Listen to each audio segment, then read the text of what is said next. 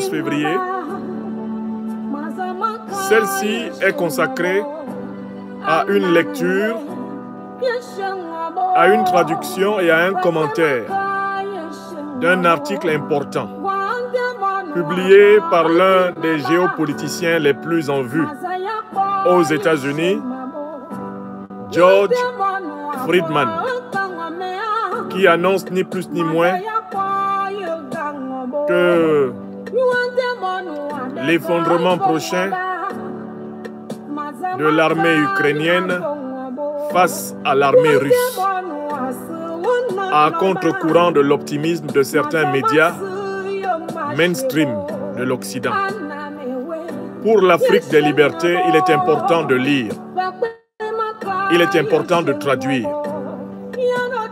afin que vous soyez au courant de ce que pense cet analyste géopolitique américain de première importance.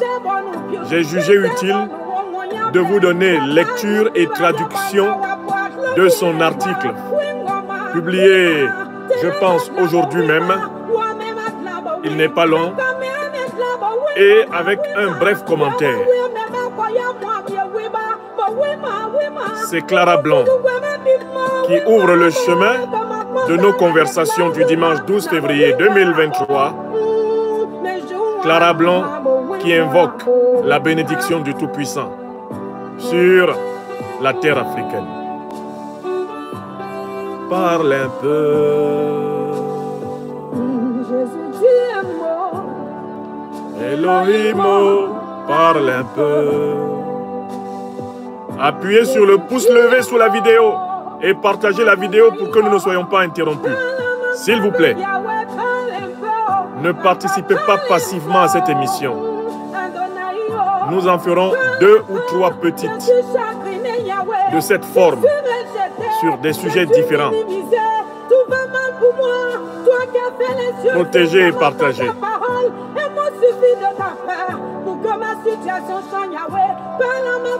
Yahweh Adonai, oh, tu es mort. Parle un peu à travers l'Afrique, à travers les diasporas africaines, africains. Votre serviteur vous salue. Bénédictions et grâces dans vos familles et en vos personnes. Amis européens, amis asiatiques, amis américains, amis en tout pays des luttes africaines pour la liberté, soyez bénis.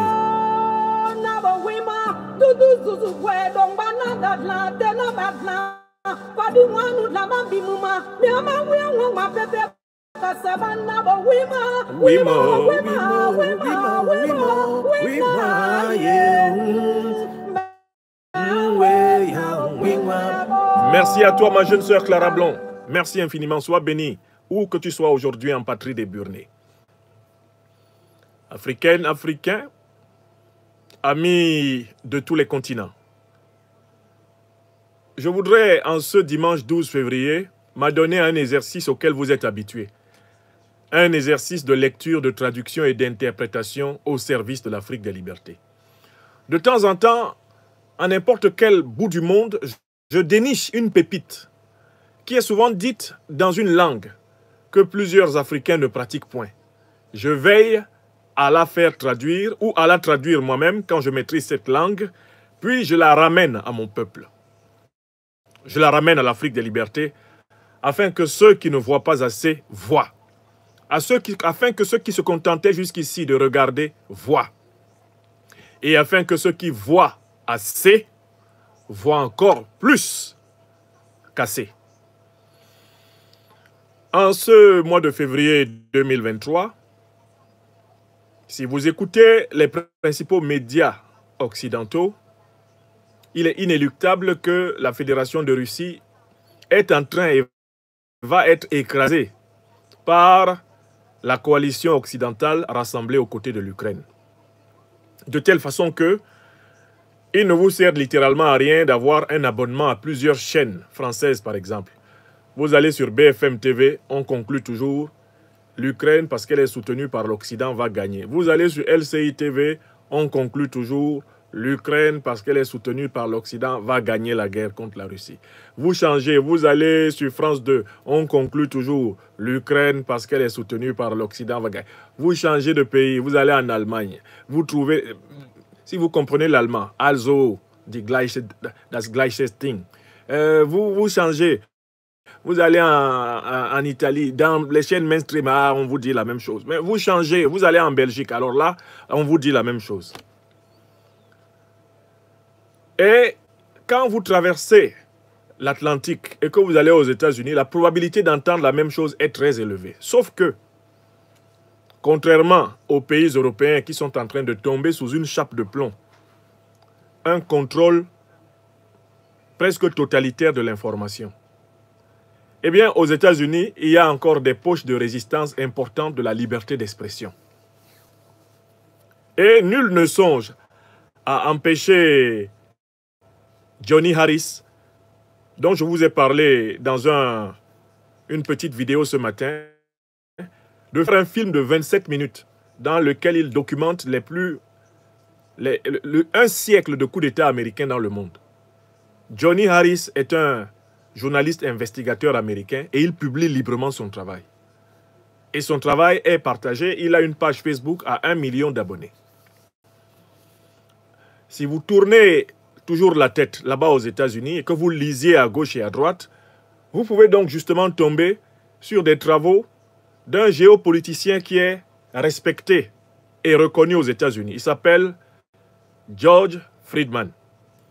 George Friedman a publié, il y a quelques heures, un article que je m'en vais vous traduire.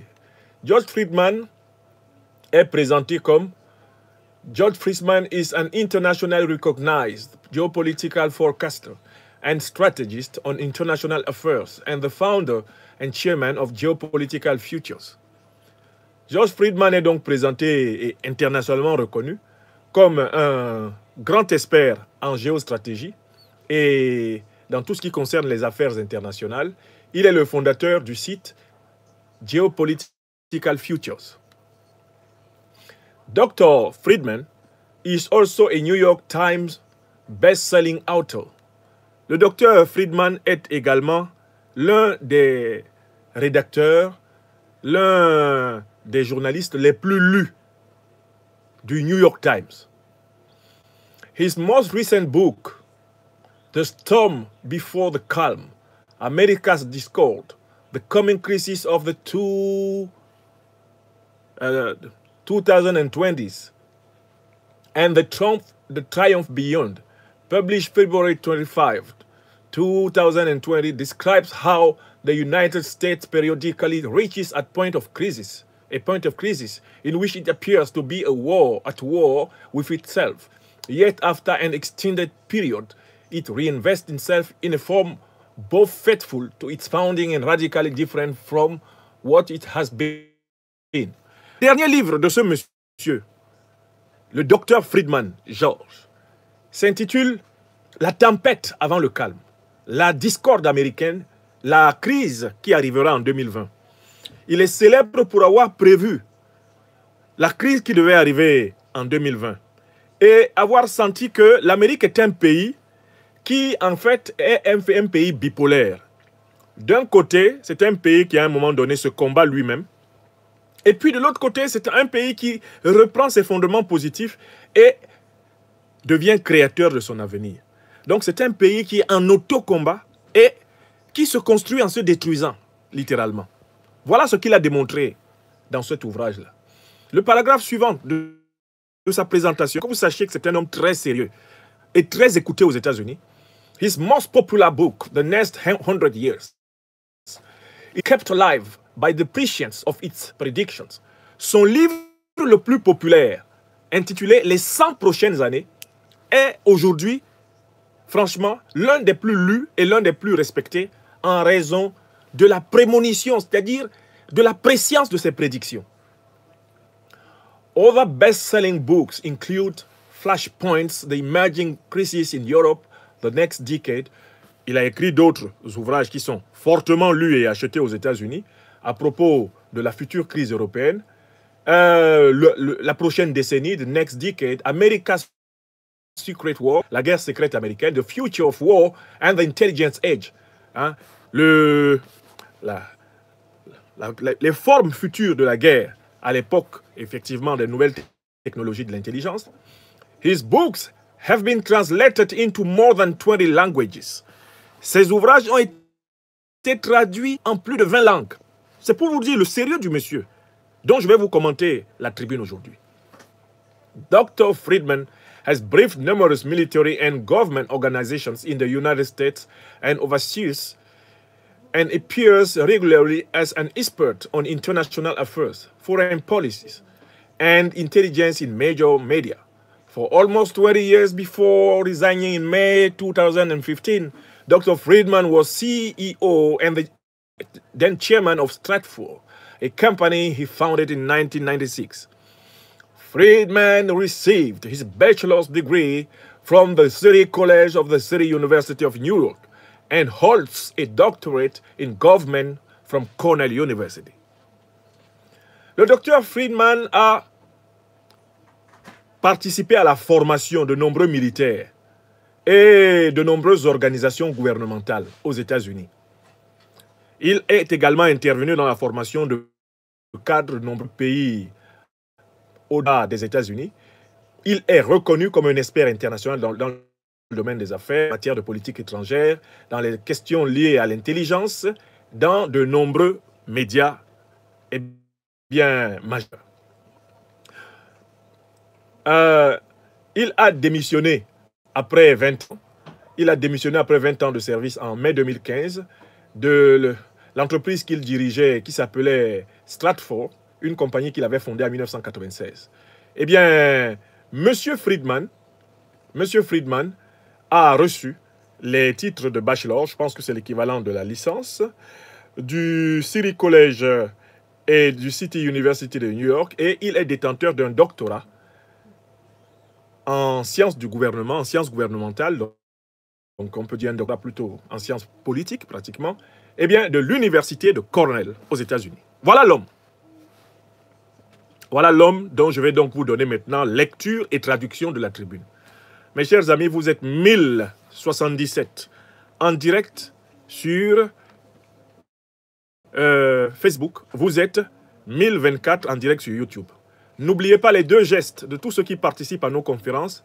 Pour les protéger, il faut appuyer sur le pouce levé sous la vidéo et il faut partager dans votre réseau au moins une fois.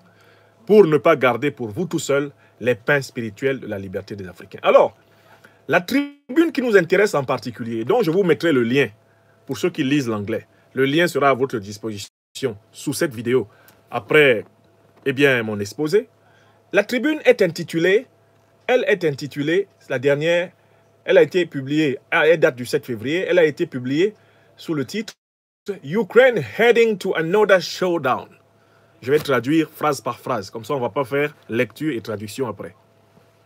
L'Ukraine s'achemine vers une nouvelle épreuve de force. Entendez par là, l'Ukraine va vraiment à la croisée des chemins. I should say up front that I am not writing about Chinese balloons.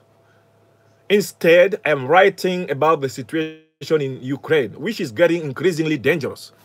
Alors, je commence par dire très clairement que moi, je ne vais pas écrire sur les fameux ballons chinois dont on nous rebat les oreilles aux États-Unis. Moi, au lieu de ce sujet-là, qui ne m'intéresse pas, je vais plutôt vous parler de la situation en Ukraine, qui est en train de devenir progressivement très dangereuse. Until relatively recently, Russian assaults on Ukraine tended to be contained by the Ukrainian armed force, not universally but frequently enough to prevent Russia from keeping territory or achieving victory. Jusqu'à un passé récent, les assauts de la Russie contre l'Ukraine étaient contenus, ils étaient maîtrisés par les forces armées ukrainiennes. Alors, pas complètement, mais en tout cas de manière suffisamment sérieuse pour qu'on soit incapable de prévoir une victoire de la Russie à court terme, ni même de prévoir que la Russie serait capable de conserver les territoires qu'elle a conquis. But in the past months or so, Russia has begun to hold its ground. If that becomes the norm, then Ukraine is in serious trouble. Traduction. Mais le mois passé, c'est-à-dire en janvier, la Russie a commencé à tenir le terrain. Si cette nouvelle situation devient la situation normale dans cette guerre, alors l'Ukraine est dans de sérieux problèmes. Elle va avoir de sérieuses difficultés. Then Ukraine is in serious trouble. Paragraphe suivant. The United States has kept the front intact by introducing new weapons. Les Américains ont stabilisé le front en introduisant de nouvelles armes. The current weakness of the Ukrainian army is due to a lack of longer-range rockets that could strike the Russian rear, hitting reinforcements and supplies moving to the front. La faiblesse actuelle de l'Ukraine est due au manque côté ukrainien de missiles de longue portée qui pourraient frapper les arrières de la Russie, empêchant ainsi la Russie d'approvisionner et de renforcer son front. Without these elements, Russia can't maintain its position. Sans ces éléments, c'est-à-dire sans la faiblesse de l'armée ukrainienne face à l'armée russe, l'armée russe ne serait pas capable de maintenir sa position. Et sans l'approvisionnement constant venant de l'arrière de la Russie vers le front tenu par les Russes, l'armée russe ne serait pas capable de tenir sa position. On passe au paragraphe 3. The problem is that the range of the new munitions is so great that they can reach Russian territory. Le problème qui se pose désormais, c'est que la taille des nouvelles munitions requises pour l'Ukraine est tellement importante qu'elles seraient capables, ces munitions, d'atteindre le territoire russe. The use the United States has made it clear it has no intention of striking Russian soil. Les États-Unis ont pourtant clairement signifié qu'ils n'ont pas du tout l'intention de frapper le sol russe. In fact, Washington has ordered Ukraine not to use the munitions at their fullest range. And there are rumors that the Americans modified the missile to ensure they don't. En réalité, les États-Unis ont ordonné à l'Ukraine de ne pas utiliser les munitions de longue portée pour tirer sur le territoire russe. Et il y a même des rumeurs assez sérieuses qui disent que, avant de donner des missiles aux Ukrainiens, les Américains les ont modifiés. Les Américains les ont modifiés de telle façon que les missiles ukrainiens ne sont pas capables d'atteindre le territoire russe aisément. But Ukraine is fighting an existential war, and its willingness to use anything less than full power is inevitably questionable. Alors, l'Ukraine est effectivement en train de mener un combat existentiel. Elle est en train de se battre entre la vie et la mort. C'est de la vie et de la mort de l'Ukraine qu'il est question. Et le fait que l'Ukraine puisse accepter de ne pas utiliser les moyens les plus puissants, ce fait-là devrait amener les Américains et toute personne qui lit, notre analyse que nous sommes en train de traduire, M. Friedman, à réfléchir. C'est-à-dire que pour M. Friedman, qu'est-ce qui peut expliquer que l'Amérique, qui, à travers l'Ukraine, combat la Russie, ne veuille quand même pas que l'Ukraine soit capable d'attaquer le territoire russe? À quoi sert cette guerre si, au fait, elle n'est pas faite pour vaincre la Russie?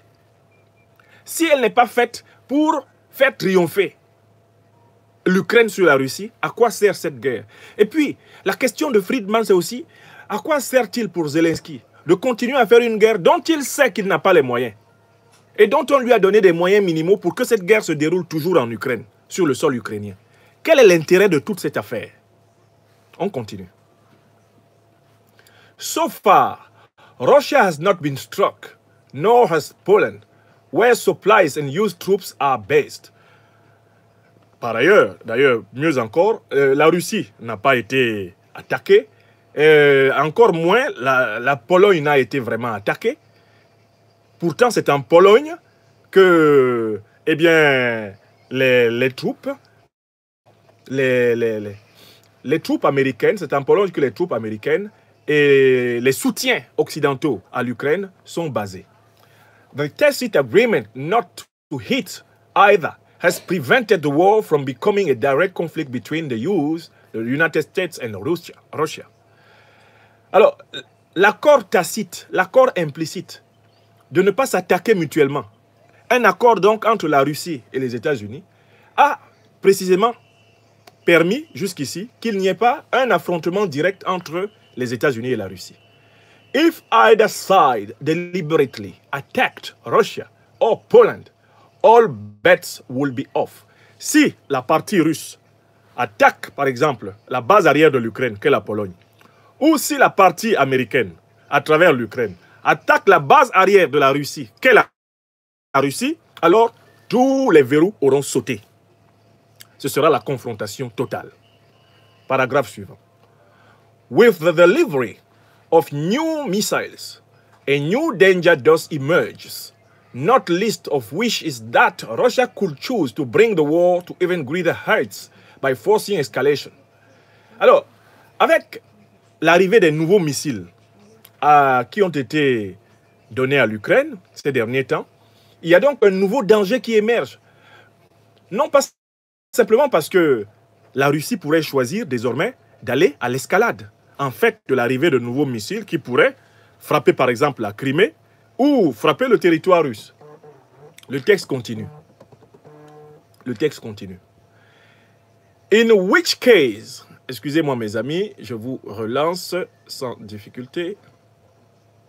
Excusez-moi, hop. Continuez à partager côté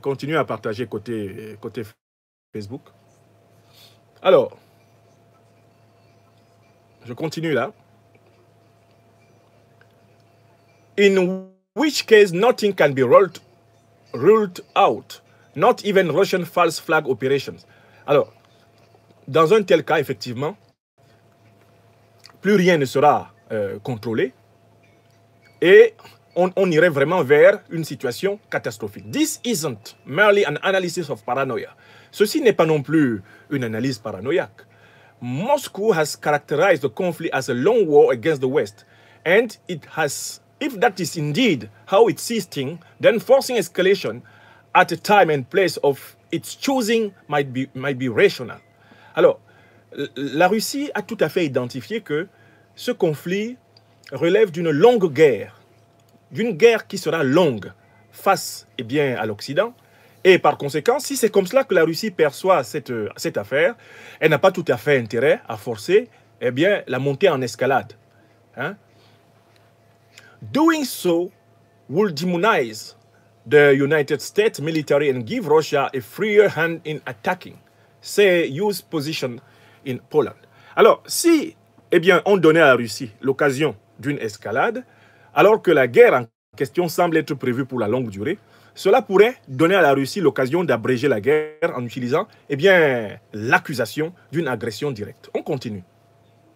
The US has been waging a proxy war without experiencing losses. Ce qui est intéressant pour les Américains, c'est qu'ils mènent une guerre de proximité contre la Russie sans perte humaine.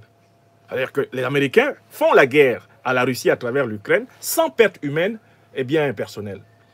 The fact that body bags are not arriving at Dover Air Force Base has given Washington a great deal of room for maneuver. Le fait que les sacs remplis de cadavres de soldats américains n'atterrissent plus cette fois-ci à la base américaine de Dover, laquelle réceptionne souvent les corps des Américains morts en combat à l'étranger, ce fait-là a permis à Washington d'avoir une occasion extraordinaire de manœuvrer tranquillement dans la guerre en Ukraine. Car c'est une guerre sans morts américains, mais une guerre au service des intérêts américains. On continue. If the US started taking casualties, and the Russians could demonstrate that the war was based on the first strike by the Americans, the ability of the US to wage war might be limited. Si, à un moment donné, les Russes étaient capables de démontrer que ce sont les Américains qui les ont attaqués et qui les attaquent eux-mêmes, et par conséquent de répliquer par une pleine escalade contre les Ukrainiens, en réalité, les États-Unis ne seraient pas capables de réagir. car ils n'ont pas tout à fait intérêt à avoir des morts américains qui vont revenir à Dover Air Force Base. On continue. Far-fetched